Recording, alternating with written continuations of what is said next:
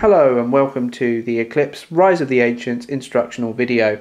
This is designed to go through the expansion and look at each of the modules in turn and give you a better idea of how they would be integrated into the main game.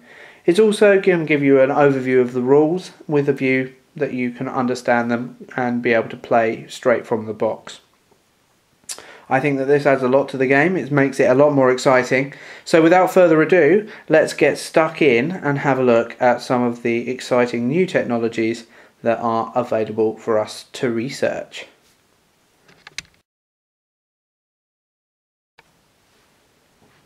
So the first addition that the Eclipse expansion has is some rare technology. Rare technology is drawn alongside the normal technology tiles. You simply add these technology tokens to the technology bag.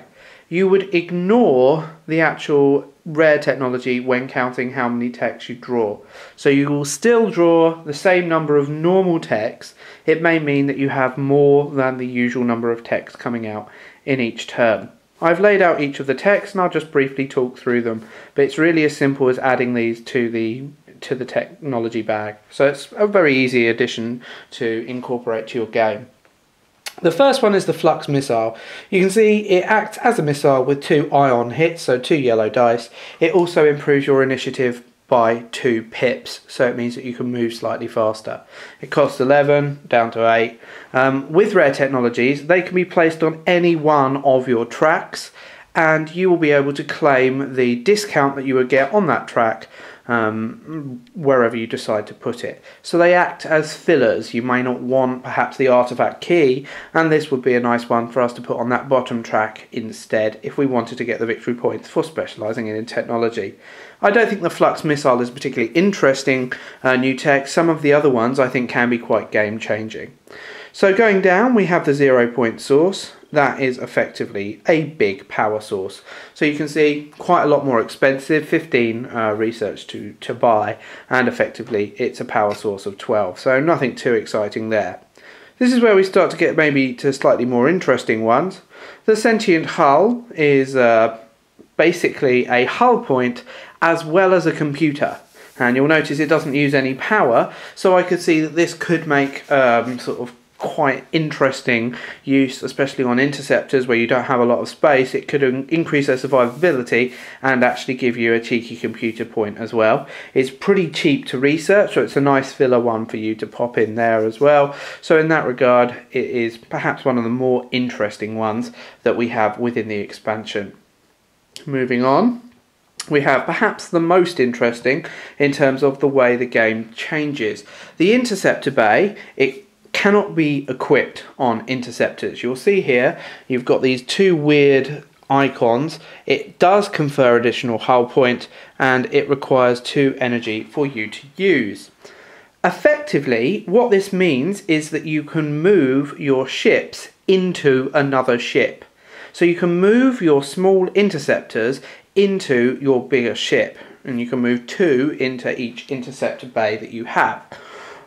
In order to do that, you need to use a ship activation, so you need to use your standard ship move action. But of course, when they're in the ship, you will now be able to move that cruiser and all of the interceptors without having to move the interceptors individually. I very much like this one, simply from the idea that it can your ships can disgorge a great deal of little mini ships and swarm people, and I think that that's quite cool. So this is definitely one of my favourite researches that the expansion's brought. The conifold hull, you've got some spiel on it in the rulebook, but it's effectively 3 hull points at a cost of 2 energy. Not very interesting. But I feel that once you hit the antimatter cannons, a lot of people move away from getting hull and start focusing on shield, simply because improved hull doesn't really do a lot against 4 pips of damage. So maybe this would actually broaden the tactics, but it's worth mentioning it does require that 2 energy, which of course can cause slight problems. So those are the expansions for the ship themselves. The rest are just research tech to stick on your board. The first one is the Neutron Absorber. And you can probably guess that this negates neutron bombs. So that's really all it does. Again, a relatively cheap technology. It's worth noting that it does not wipe out the planter and their disadvantage. So if you are the planter, you still will get your population cubes wiped off when people move into your areas. But it is quite a nice way of slowing down people's spread. It's certainly something I would be looking into researching in games. We move on to arguably one of the very best ones. The antimatter splitter means that when you use your antimatter cannons, it causes 4 points of damage, and you can choose how to arrange that damage. This synergizes really well with the point defense system later on, which we will come to, but I think that this is a very powerful thing. It only costs 5 points, but obviously you'll have had to have researched antimatter, which in itself is quite expensive, before you can really gain any benefit from it. Moving on, you have the cloaking device, another one which I think is very exciting. It requires 2 ships to pin one of your ships. So now, if there's only 1 ship in each of your enemy's sector, you can sneak through and it's as if they were never there. So I think that this is a really exciting one. It doesn't use any required space on a ship itself. It doesn't use any power, and it's a really juicy one to research. It would certainly be one of the ones I would be looking into if it came out. Point defense system. This one's interesting. There is a number of elements in this expansion that has tried to de-teeth the power of missiles. For any experienced Eclipse veterans, you'll probably have realised that plasma missiles are relatively OP, especially with modifiers to hit. This is one of the big ways that they have tried to negate some of that OP-ness. So this is saying that you can now shoot down the missiles. So when you have a missile and the missiles are fired, you are now allowed to counter-fire, and you can try and shoot them down. And of course, 1 hit with an antimatter cannon, if you've got that antimatter splitter, is going to mean that they are going to be hitting really rarely, because 1 hit will wipe out 4 missiles in one go. And finally, a very cheap, free upgrade, so it doesn't take any space up on your ship. The Distortion Shield confers a -2 modifier to hit with missiles. Again, a very nice anti-missile strategy. So these are the advanced techs. Like I said, they get drawn out of the research bag as normal, and you can simply ignore the fact that you've drawn one and carry on drawing normal techs to the number that is required for your game. They sit alongside the tech board and people can research them, and when they're researched they're obviously taken off, so there is only a very limited number of these things, and I would imagine when one of these things comes out, the first player is probably going to try and grab them. So that's the first expansion. Let's look at the next. So the second expansion is the idea of developments. These are again drawn randomly at the start of the game, and this time they are set out on the side of the board, available for acquisition, if you like, from the get-go. They are acquired through a research action, and the number you draw will depend on the number of players. There is detailed rules in the rulebook, but it's effectively 1 plus the number of players. So in a 3-player game you would draw 4 developments. They typically don't nearly always require research points, but they are still acquired through the research action. So let's just have a look at them. First we have the Ancient Monument. This requires 13 economic resources and simply gets you 3 victory points at the end of the game, which is quite nice. Moving down, we actually have this thing called the Warp Portal, and that actually gives you a tile for you to place on a sector. So you can see this is the Warp Portal tile here. It is essentially a new expansion. Some of the new tiles have these Warp Portal symbols, and effectively a tile with this on it would be connected to all of those portals. It requires 8 manufacturing resources, and would gain you a victory point if you own that tile at the end of the game. So the Ancient Monument is simply 3 Veeps for you to have. This is again one of, like orbitals, one of the things you need to keep control of. Same with monuments as well. This is an interesting sort of variation of the artifact key, an artifact link, 7 manufacturing, 7 economic resources, and again it gets you 1 victory point per artifact you have at the end of the game, so it's just another tool, if you like, for building victory points. Now, whilst I don't think that the victory point tiles are particularly interesting in their own right, they are obviously different ways you can gain Veeps, and that in turn gives you sort of more depth of strategy. Going down, we have the Diplomatic Fleet. This is actually quite a cheap one. It only requires 6 resources, and effectively that gives you an extra person you can ally with. So when you make an additional alliance, you would put the cube on this tile instead of on one of your ambassadors. Again, I'm not sure how often I would get to use this. Speaking as someone who's played Eclipse a bit, I am maybe a bit of a betrayer and therefore don't generally have my full allotted amount of alliances. But I suppose it would be nice when you start getting those victory points from battles to be able to have that extra flexibility with a diplomatic fleet. You can see the shell world. This is again like the warp portal. It comes with a tile that you place on the board. This is costing quite a lot, so 20 manufacturing resources. It acts as a science planet, so just like an orbital, you can put a science cube on there. You cannot put an economic cube on there, so it is science only, but it's worth a whopping 5 Veeps. And it looks a bit like a Death Star, so it's always nice to have a Death Star. I think that's why it's worth 5 Veeps in my eyes. The rest of them are simply sort of ways to exchange resources. So the research station, 5 economic, 5 manufacturing for 12 research, so obviously a slightly better conversion rate than normal. The trade fleet, 5 manufacturing, 5 science for 12 economic, and you guessed it, the mining colony, 5 economic, 5 science for 12 manufacturing. So those are the tiles. Like I said, you draw 1 each, well, the number of players plus 1. I think that this one will give itself quite a lot of randomness. For example, some of them, such as the Shell World, the Warp Portal, are quite exciting. Some of them are maybe slightly less exciting, so it will lend itself to a bit more variability within games. So that was the developments. The next edition is that of Ancient Homeworlds.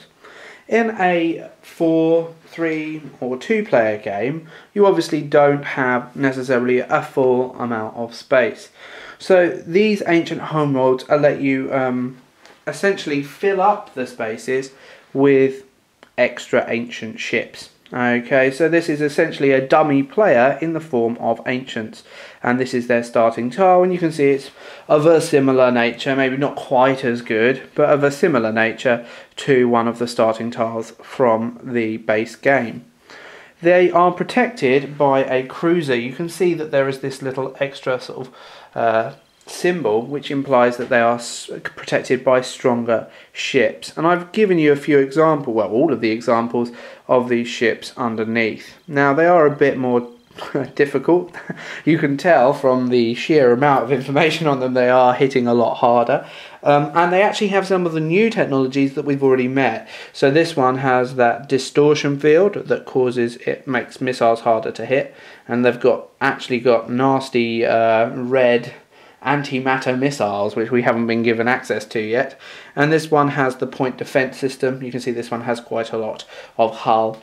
And going down, you've got sort of ones with normal plasma missiles, one which is very fast, you've got one with an antimatter cannon which hits quite often, and so on and so forth. So they are very much upgraded versions of the ancient ships. They are a lot harder to take down. They are actually worth 1 victory point when you defeat them. So when you defeat them, you take that tile, and that is a victory point. You also get to draw 2 shields from the bag as you would in a normal battle. So you are getting a significant number of victory points, potentially what, 5 plus the 3 for taking control of the tile. Obviously you cannot take control of the tile until the cruiser is defeated. Now I'm sure some of you are thinking, aha, but what about the Descendants of Draco? The rules have said that the Ancients are a confusing, unknown race and so on and so forth. Basically, Descendants of Draco don't get these as freebie tiles, so you're going to have to conquer these cruisers even if you are the Descendant of Draco. Another addition is the idea that the Ancients, so the whole theme of this expansion is that the Ancients are more active and they have taken over the galactic centre. So just like the original monster in the Galactic Centre, this big ship pins all other ships, and you can see here it's not quite as heavy on hit points, if I remember rightly, but it's more of a beast. So it's got some decent initiative, it's got 2 plasma guns which are hitting on +2. This symbol, again it's not one you'll have seen yet, is essentially regeneration. So every round I shoot it, so say I hit it once with an antimatter cannon, so it takes 4 points of damage, it still needs 2 left. Well, that's the end of my round, it will regenerate 1 hit point. So that can be quite powerful. I'm not sure if it's more powerful than the original one. I don't know that it's quite as easy to take down. It does more damage, it can pop cruisers and stuff a bit more easily, so I suppose that's quite interesting in itself. As you can imagine, the Descendants of Draco don't get to walk all over this one either, they will kill it. Again, if you flip the tile, oh, this is another version of it, so you can see this one has loads of missiles and an antimatter cannon, so you've got a bit of variety. Again, when you take this tile, it's worth 1 victory point, and you are actually allowed to draw 3 normal shields as well. So again, it's going to be worth a lot of points. The Ancients aren't quite done, we still have one other big element with regards to the Ancients as well. So, another area where the Ancients come in are 2 extra tiles you've been given, one in the 3rd sector and one in the 2nd sector, and the rules effectively get you to shuffle these into your 3rd and 2nd sector decks. They're a bit different to what we'll have seen before, so we have these tiles here. You can see that the 3rd and the 2nd sector obviously are both quite juicy, considering that they are in the 3rd and the 2nd sector. You'll notice that there's obviously a little present, an ancient present as I like to call it in my board game plays with Eclipse, and 3 ancients in this tile. And there's this weird ass number system around all of these wormholes. Effectively this is the ancients kicking our butts. If you're the Descendants of Draco and you draw one of these tiles, you are not allowed to place it, but you are allowed to move into a tile that has already been placed and the ancients won't attack you. What happens is at the end of the round, the dice will be rolled for each of these tiles, and say I rolled a 1 and I had a tile in this space, then the ancients, one ancient ship, would move into that space and they would attack anyone there. If I hadn't left a ship in there and I just had population cubes, then they would neutron bomb my planets, which is pretty evil when you think about it. So they do have neutron bombs, but they only use them after our ships have been destroyed. Obviously we can have ships there. What I think is really mean is that the ancients are always the defenders. So even though they'll have moved into that space and will be attacking us, they still will be treated as the defenders. So it's just a little extra way that you've got this alien ancient attack going on. If there is no wormhole on the other side, it doesn't matter. The ancients are deemed to be equipped with wormhole generators, so they can move through the half tiles. So they're known as alien hives or ancient hives, and that is effectively how they work. So it's worth remembering that they do have those nasty neutron bombs. So that's the idea of the ancient hives. One more interesting tile to talk about, and then we can move on to these aforementioned presents, because there's some new exciting ancient presents left behind for us. So the final tiles before we get to the discoveries are that of warp portals. Now we've already met this with regards to one of the developments that we could do, but these tiles are actually ones which you can find within the game, and again you'd shuffle them into your deck. There is one level 2 tile which has a warp portal in it and 2 level 3 ones, and you can see they have this symbol here. Effectively, they are all linked together, just like this with a wormhole at the other side would be linked. This is linked to this, and the tile which we find this warp portal on as well. So they are all linked together. You can perform influence actions through them, you can move ships through them. They basically open the board up a lot more, and certainly in some games of Eclipse I found where you've been sort of a bit trapped in, this gives you a way to really open up the thing. So it makes it much harder for people to sort of hide behind one impenetrable barrier. And I think quite a lot of other elements of this expansion do that as well, with like the cloaking field, and we will see one of the other discoveries that's there will help people sort of beat gun lines and things like that.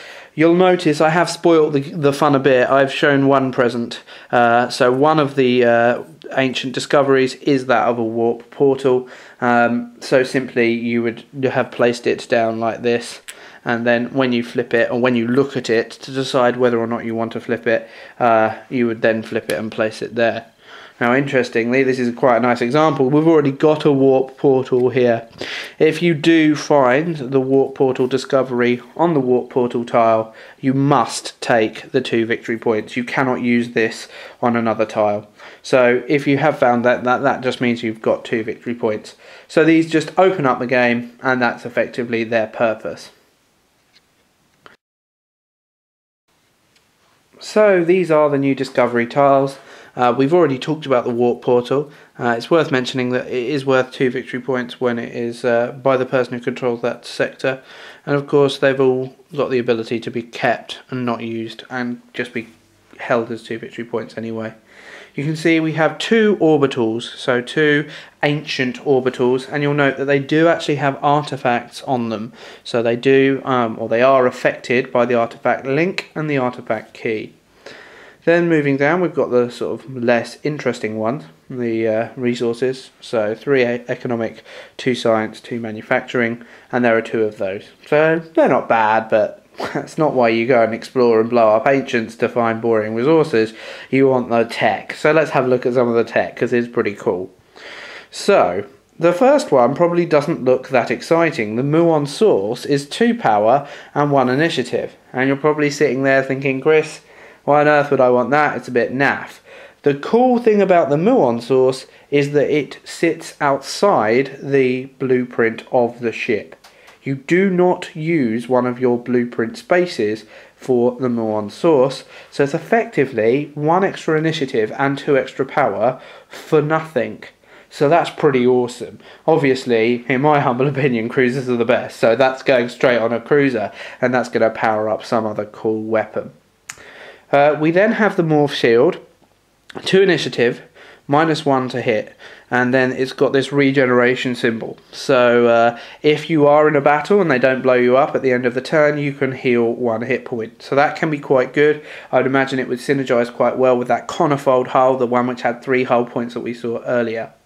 The Ion Disruptor is just a free gun and 3 initiative at the cost of no power, so that's quite nice. It only does 1 hit. It's obviously not very powerful, but it's still a nice way to get to fire first, and then we get to the Mac Daddy one. I might even zoom in a little bit just so we can appreciate it all that more. There we go. The jump drive. You can't go wrong with this. So 2 power to use, but you can go to any hex adjacent to your hex for a movement, and there doesn't need to be any wormholes there at all. That's a big game changer. If someone gets that on their cruisers, then they can wreak havoc on everyone else. So that one has me written all over it. I could just I can hear the people's outrage as I betray our trusty alliances with my snazzy cruiser jump drive equipped people. So it's a pretty good one. It's one of the better ones. I very much like the Muon one as well. And you'll notice that the 2 power from the Muon source just happens to power the jump drive perfectly. But you have to be quite lucky to get both of those ancient discoveries in one game. But boy howdy when you do, it's going to be powerful. The last addition before we get to the new races themselves that I'm going to talk about is that of alliances. They look pretty cool, but there's actually not as much there as you might think. So alliances are only available in a 4, 5 or 6 player game. In the 4 and 5 player versions you can only have 2 people in the alliance. Alliances are essentially to try and help someone out who's been pinned in by ancients and has had a naff time of it at the start. It allows people to ally properly, so that means you can move ships into their space without attacking them, and you can do joint attack operations. Effectively, you will be able to attack together, which is of course a big advantage, and you can win the game together. What you would do is at the end of the game you would add your points up together. So say I had 30 points and my colleague had 20 points, so that's a total of 50 points between the two. So effectively we have had 25 points, and if that's the winning score, then the alliance has won. You'll notice that just being in the alliance with 2 people would get you 4 points in itself, so I suppose there is quite a big bump in points in that regard. There are a few other rules. You may leave the alliance at pretty much any point, in which case you become a betrayer, and you'll see that that is actually quite punitive. It's got -3 to your victory points, and it doesn't affect your diplomatic relations, and it doesn't give you the traitor card, so that can be quite important. If you have ships in the same space as your allied player when you leave them, you're deemed to have attacked them, and therefore you do then become a traitor. There are actually quite a lot of rules here, so it's probably one of the areas you might want to actually read up properly if you were to buy the expansion yourself.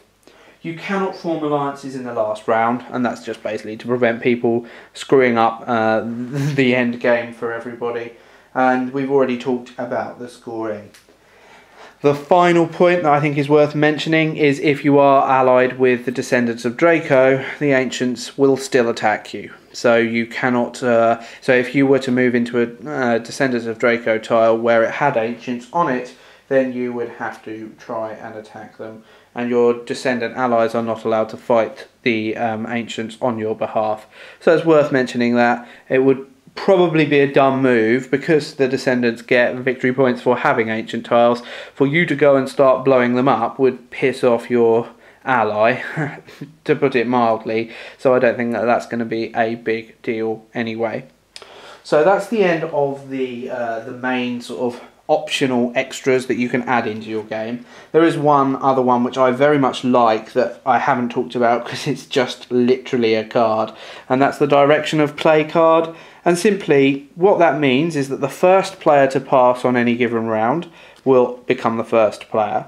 The second player to pass will be allowed to choose in what way the game will be played, clockwise or anti-clockwise. So if the player to my left has just passed, I'm thinking that's very bad, it means I will be the last player. If I become the second player to pass, I can reverse the flow of play, and now rather than being the 6th player to play, I'm actually the 2nd player, so I get a bit of an advantage on the research track.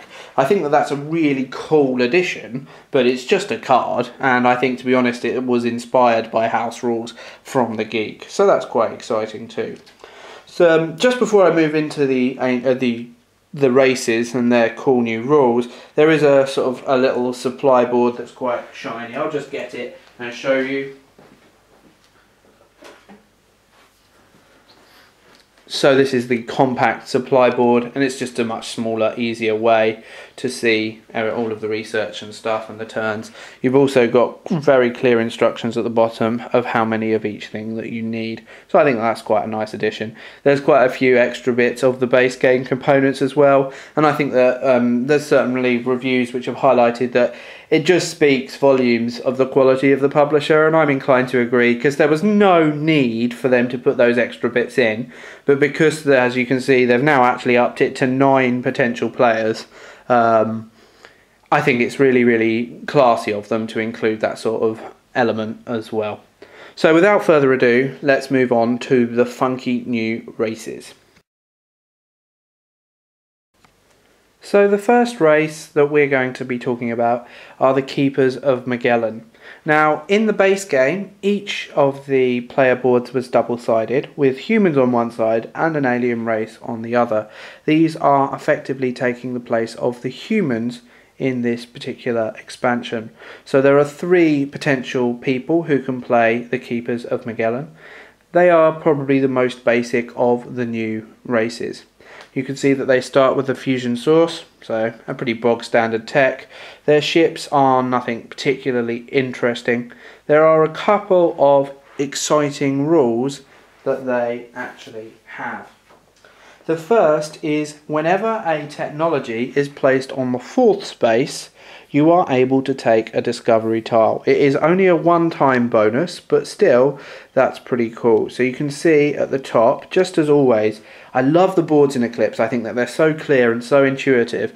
You can see there is the discovery tile, and that means that you get to take one of these discovery tiles when you reach that space once. Now, if it's a warp portal, that goes into your home base. If it was one of those ancient orbitals we saw earlier, that goes into your home base. If it was a cruiser, that would go into your home base. If you'd already built an orbital in your home area and then you drew an orbital, it would only unfortunately be a 2 victory point tile. If you had built the warp portal and so the development of the warp portal, and you drew ancient warp portal, again it would have to be the 2 victory point tile. But still, for a person like me who absolutely loves alien technology, then I think that that's quite interesting. The only other rule which is really worth noting is over here. So you have the normal colony ships. As you can see, you have the 3 colony ships there. You may be able to, well, at any point you can turn over one of those colony ships to gain a resource. So that is quite exciting. So that makes things pretty cool. You'll also notice underneath that you have 1 victory point at the end of the game for each discovery tile you used as a par or discarded or whatever. So it's a choice between keeping 2 victory points or actually using it and still gaining a victory point. So that is pretty exciting as well. Other than that, it's a bog standard board really. 3-to-1, 4 diplomacy sort of things to go on, 2 movements, 2 upgrades, and you can see that their resources are 2, 2 and 3. So not particularly interesting, but that would be because it is the basic version, the basic race. You'll notice that this is a grey colour. Each of the expansion races come with a new colour, and they are just the bog standard items. So you can see I've bagged it up. I can't be bothered to unbag it, but you've got the grey cubes there. The other one is sort of beige and pink.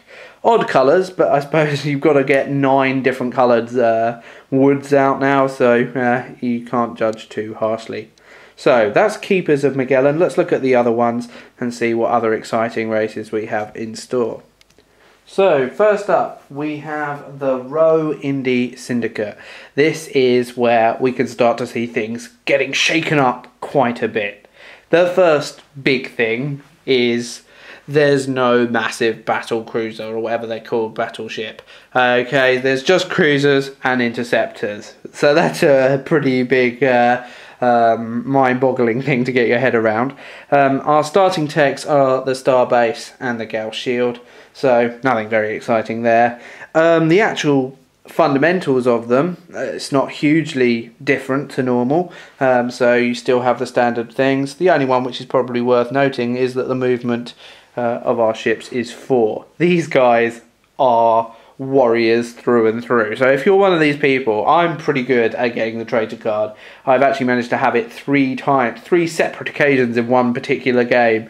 It was amazing that anyone would ally with me at the end. These are the guys that I should probably play. So let's just go and have a look at their special rules. Just before I do, it's worth noting that the resources they start on, nothing to really write home about. 2 money, 3 research and 3 manufacturing. Right, so what are the funky rules that we have? So, first up, we have 2 interceptors when we start the game, not 1. So we're already off to a good start for ruining people's day. We can only ally with 2 people, so we're not really big on allying people.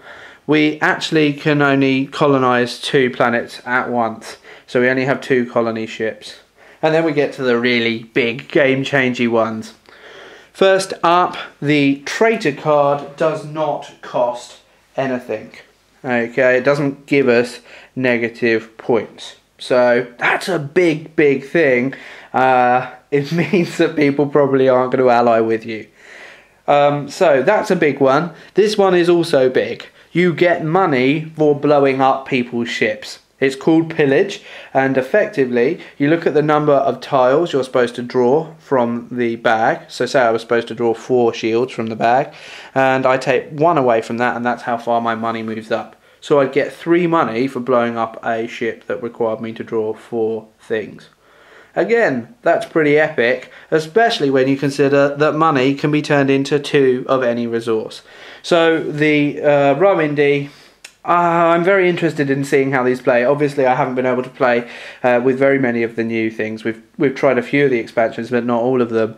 I think that these will require some significantly different tactics from a normal playthrough. So that's the Row Indie. I think it even gets a little bit more interesting from here on in. So now we have the Exiles. This is again very exciting because they're quite different again. So already you can see their starting technology is actually the cloaking device.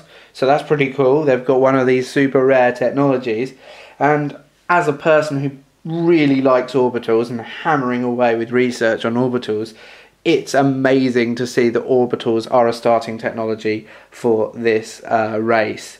But wait, it gets better. Orbitals with guns. So we don't have star bases for the Exiles. No, they use their orbitals and they have guns on them. You'll notice they have 3 points, so they come armed with an ion turret, which I think is pretty cool. Obviously they can't have drives, but you can build that up. So that's pretty exciting. Stick a muon generator on there and get some plasma cannons, and you've got some pretty cool orbitals protecting your cities.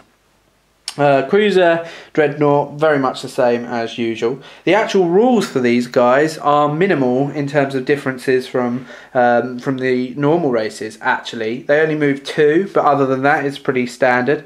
The only rule, which is of worth noting, is for every orbital you have a cube on, at the end of the game you get an extra victory point. I think these are going to be fantastic to play with. The idea of orbitals with weapons, you can't go wrong with that. It's a very cool thing. It's a bit of a girly colour, pink, but hey, I'm comfortable enough to use a pink pieces just so I can get access to these cool orbitals. So I think that's very exciting. Again, I think that this could change the game. Very good for turtlers. So if you're one of these people who likes to plink away at research, get up all 3 tracks to that 15 Veeps, this would be a good race for you to start off on. I think it's one of the more player-friendly or starter newbie-friendly races to have a go at. So that's the Exiles. Not that different, but we've saved the best till last. So we come to the last race, and this is the Enlightened of Lyra.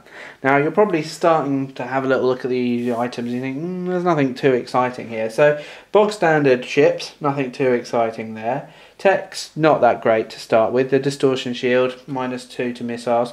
A lot of people won't have missiles early on in the game, so that's probably the weakest tech that you can have.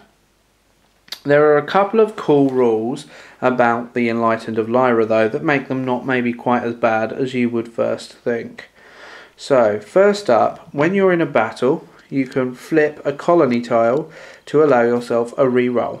So you get a funky reroll pretty much every turn if you're sensible with your colony tiles, and you can do that any number of times. So if you haven't colonized any ships in a turn and you have all 3 colony ships, then that's 3 rerolls on any battle that you might face.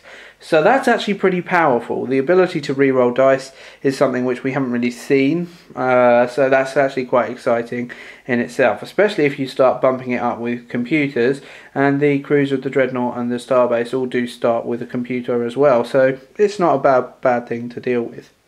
Now, the interesting thing is this little symbol here, and it's got a little planet symbol next to it, and this is clearly saying whatever these little shields are worth 1 Veep at the end.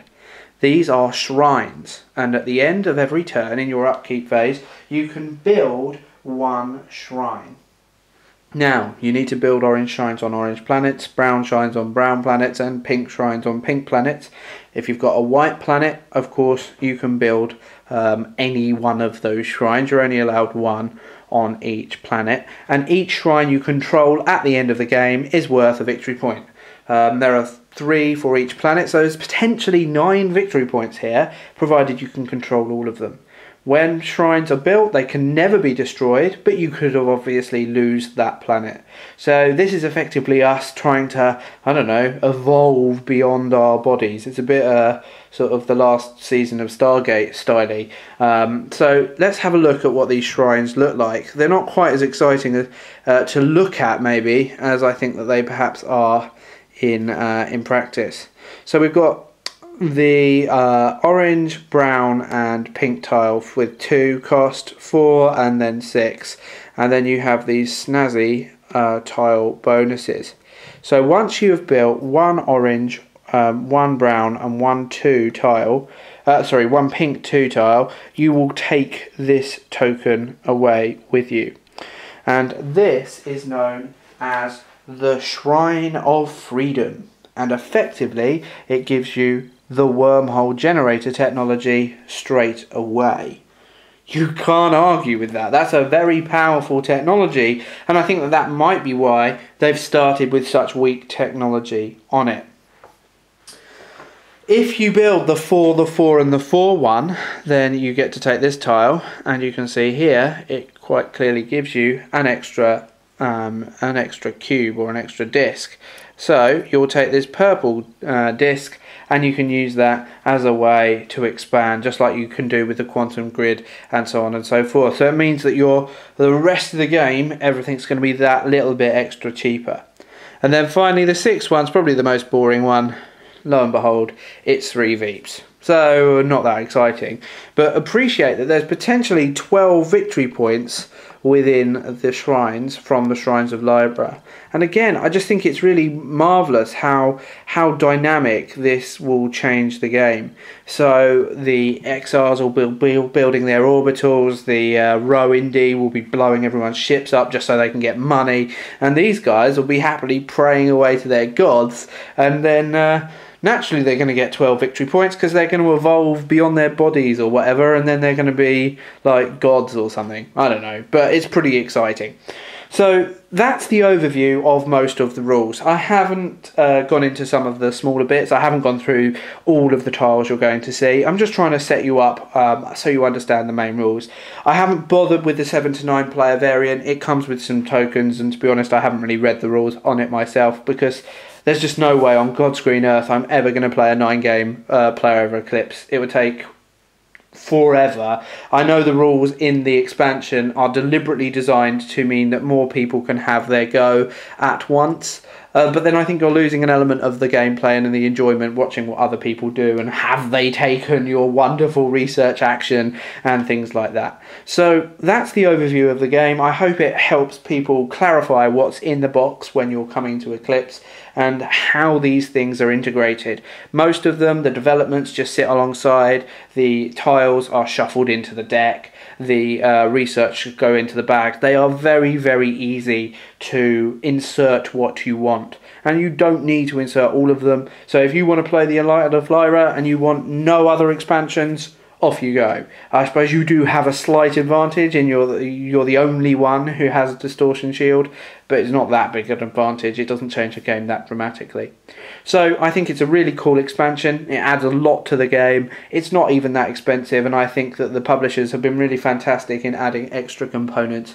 So all in all, I think it's a very worthwhile purchase if you enjoy the base game that is Eclipse. So hopefully you found this useful. Join me on the next instructional video.